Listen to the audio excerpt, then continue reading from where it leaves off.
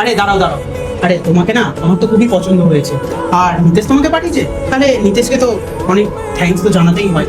আর ও জানতো যে আজকে আমার এমনিতেও রেস্টের প্রয়োজন ছিল। সো ঠিক আছে, তাহলে চলো তাহলে যাওয়া যাক। দাঁড়াও, এত কাজ করে এসছো, এত স্ট্রেস হয়ে আছো, যাও গিয়ে একটা শাওয়ার নিয়ে নাও, তারপরে আমি যাচ্ছি। ঠিক আছে, তুমি একটু অপেক্ষা করো, আমি এক্ষুনি শাওয়ার নিয়ে আসছি, ঠিক আছে?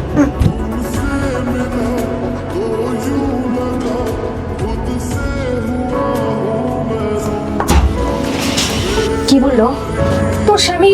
তোর যোগ্য না রে, তোকে ঠকাচ্ছে। কি বললো সে? প্রথমে একটু নাটক করছিল, তারপরে ওই যে বললাম নিজের রূপের আগুনে আমি ঠিক পটিয়েই ফেলবো, তারপর রাজি হয়ে গেছে। সন্দেহ তো আমার প্রথম থেকেই ছিল, কিন্তু এখন আমি শিওর হয়ে গেলাম।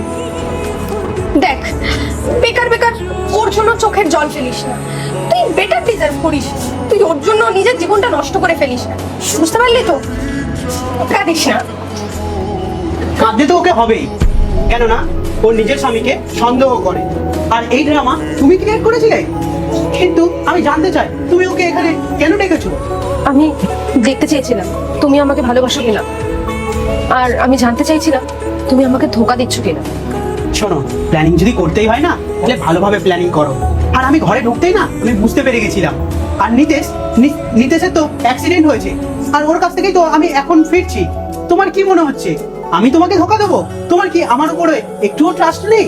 কত ভালোবাসি তোমাকে আমি, তবু তোমার একটু ভরসা নেই আমার উপরে।